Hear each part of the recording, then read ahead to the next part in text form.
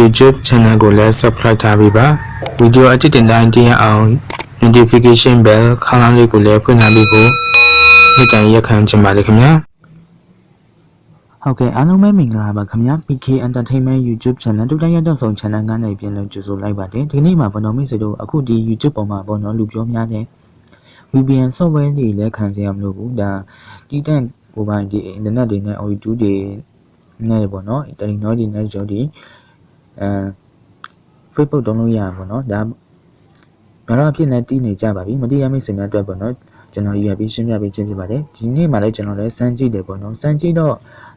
စင်ပြေပေါ့နော်အခုဆိုရင်ကျွန်တော်ဒီပေါ်မှာဆိုရင်ကျွန်တော်အခုတုံးနေတဲ့ internet က Ooredoo ပေါ့နော် Ooredoo တုံးထားတယ်ဒါပေမဲ့အပေါ်မှာဆိုရင်じゃဒီပုံမှာပေါ့နော် VPN software လေးမခံထားပေါ့နော်ဒီပုံမှာဆိုရင် VPN software လေးမခံထားပြတယ်မပြထားကျွန်တော်ဘာမှလည်းမ hide ထားပေါ့နော်ဒါကြောင့်မလို့ဒီညမှာကျွန်တော် VPN software မတုံးဘူးဟုတ်ပြီကျွန်တော် Facebook ထဲကိုကျွန်တော်ဝင်လိုက်မယ်ပေါ့ဗျာဟုတ်ပြီအခုကျွန်တော် Facebook ထဲဝင်လိုက်မယ် Facebook ထဲမှာကျတော့ဟုတ်ပြီပေါ့နော်ကျွန်တော်ဝင်လိုက်တဲ့အခါမှာ comment တွေလည်းပေါ်တယ်ပေါ့နော်ဒါအခုမှဆိုရင်10 hour အကူတွေပေါ်တယ်ဘာလို့လဲဆိုတော့ကျွန်တော်ကို friend အခုဆိုရင်ဒီပေါ့နော်ရရပေါ့နော်ဒီကိုထဲမှာဆိုရင်နည်းနည်းလေးစောင့်ပေးလိုက်ရပါတော့အခုဆိုရင်ဒီမှာပေါ့နော်ဒီထဲမှာဆိုရင်ဒီမှာပေါ့နော်စိမ့်ညံလေးရှိဒီ page ကပေါ့နော်ဒါစိမ့်ညံလေးတွေ့ရတယ်ဒါစင်ပြီဟုတ်ပြီကျွန်တော်ဒီ video option ထဲတော့ကြည့်လိုက်မယ်ပေါ့နော်ဒါဆိုရင်အခုမှပါချုပ်စင်ရတော့ page ကနေ like လွှင့်ထားပါနော်ဒါ19မိနစ်ပဲသူပြထားတယ်ဒါဆိုရင်အတစ်ဖြစ်နေပေါ့နော်ဟုတ်ပြီတခြားအောင်ကျွန်တော်က video တစ်ပုတ်လေးကျွန်တော်ဖွင့်ကြည့်လိုက်မှာပေါ့ဗျာဒီမှာဆိုရင် video တစ်ပုတ်လေးပေါ့နော်ဟုတ်ပြီဒါဝဲကျွန်တော်ဖွင့်ကြည့်လိုက်မယ်တရား video လေးပဲကျွန်တော်ဖွင့်ကြည့်လိုက်မှာပေါ့ဗျာဟုတ်ပြီနော်ဒါခဏလေးတော့စောင့်လိုက်ရပါတော့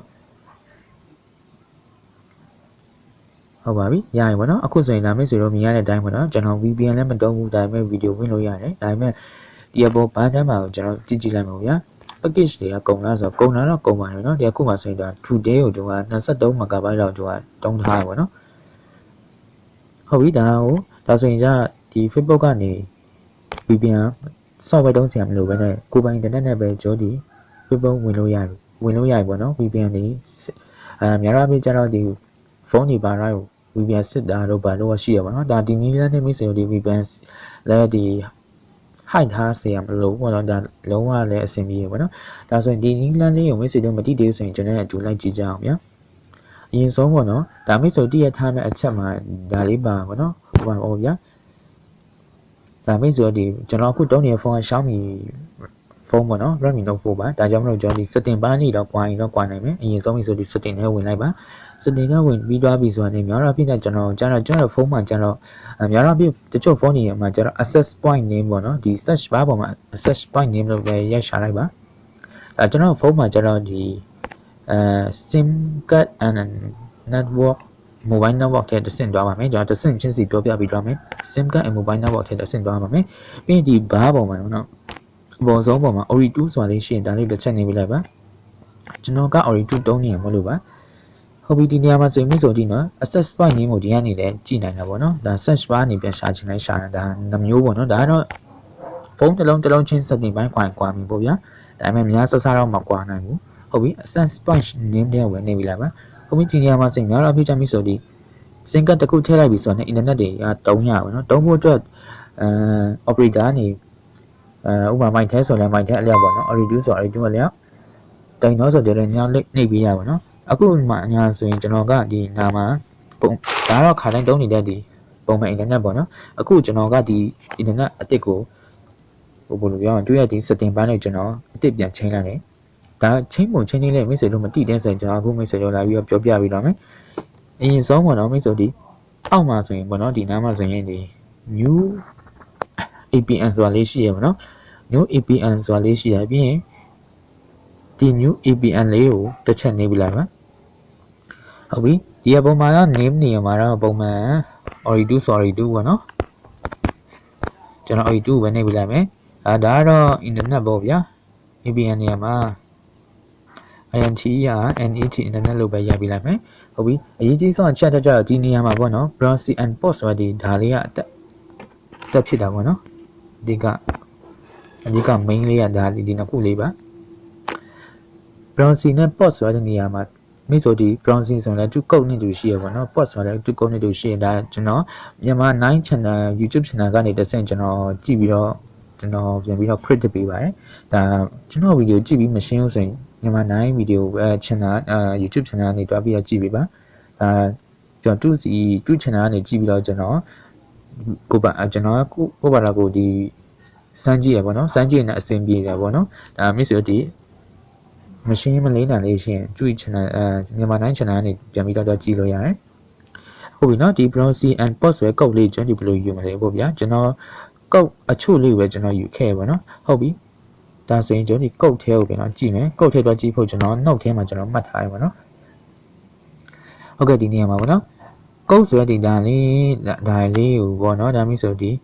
ဆက်လက်လေးတော့မှတ်ပေးလိုက်ပါနော်အခုဆိုရင်ဒီမှာပေါ့နော်ဒီကုတ်လေးကိုဒီမှာနော်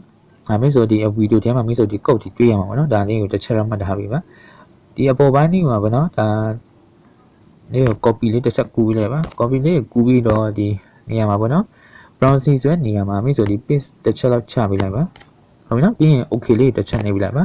ဟုတ်ပြီပြီးရင် port ဆိုတဲ့နေရာမှာတစ်ချက်နေပေးရမယ် port ဆိုတဲ့နေရာမှာကျွန်တော်ဒီအောက်နားလေးမှာပေါ့နော် port ဆိုတဲ့ဒီကုတ်နားလေး63နဲ့3နဲ့နော်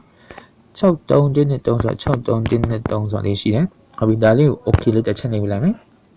ဟုတ်ပြီဒါစိန်ကမိဆိုဒီလောက်ရမယ်လောက်ဆိုင်မှာအချက်တွေပြီးသွားပြီဒါမဲ့အရေးကြီးဆုံးအချက်တစ်ခုဖြစ်တဲ့ဒီအောက်နားမှာ more ဆိုတာလေးရှိရပါတော့ဒါလေးတစ်ချက်နေပြီပါပြီးရင်ဒါလေးကိုမိဆိုဒီစစ်ပေးဖို့မမိပါနဲ့စစ်ပေးဖို့ပေါ့နော်ဒါလေးဒီမှာပါစစ်လေးတစ်ချက်နေပြီပါ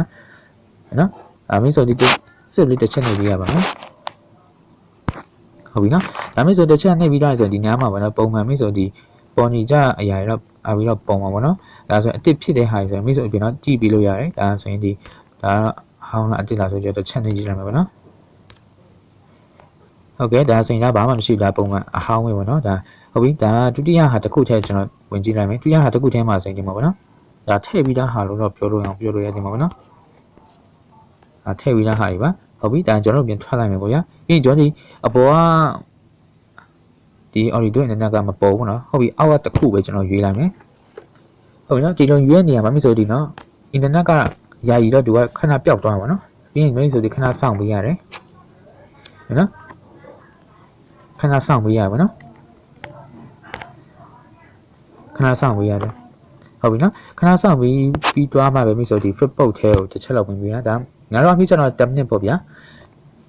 ပြီးရင် notification ဘာပုံမှာပေါ့နော်ဟုတ်ပြီဒီညမှာဆိုရင်ပြန်လာပေါ်ပြီပေါ့နော်25မိနစ်အကူကပဲလာပြီးတော့ပြီးရင်ဒီမှာလည်း53မိနစ်အကူတွေပေါ့နော်သူပြပေးပါတယ်ဒါတော့မိတ်ဆွေတို့ဒီ notification ဘာမှာဟိုဟာဖြစ်တော့ပေါ့နော်ဒါ friend တွေဒါမဟုတ် page တွေအများကြီးတက်လို့ပေါ့နော်ဒါမတူကြဘူးပေါ့ဗျာမတူကြဘူးပေါ့ဗျာတယောက်ကြဘူးပေါ့နော်ဒါလုံးဝလည်းအဆင်ပြေရပါနော်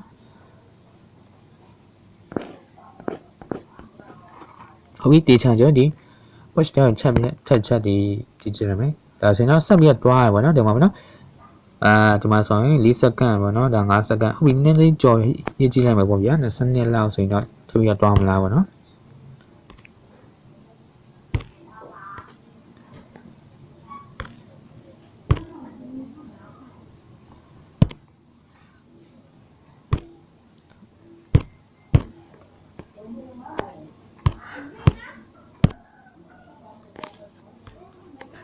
ဟုတ်ပြီနော်ကျွန်တော်စက်ကနည်းနည်းကြောင်နေရပါတော့ run က3လောက်ပဲဆိုတော့အဆင်မပြေဘူးဟုတ်ပြီနော် link button လေးကျွန်တော်နှိပ်တယ်ဒါပေမဲ့ဒီမှာပွင့်ပြန်တယ်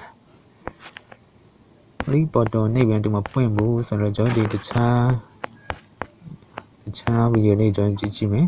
ရမလားဆိုတော့ဟုတ်ပြီနော်ဒါလေးတစ်ချက်ဒီမှာဒါဆိုတွားရပါတော့ဒါဆိုဗီဒီယို live ပုံ Facebook မှာတင်ထားတဲ့ဗီဒီယိုပဲကျွန်တော်ကြည့်လိုက်တယ်တွားပါတယ်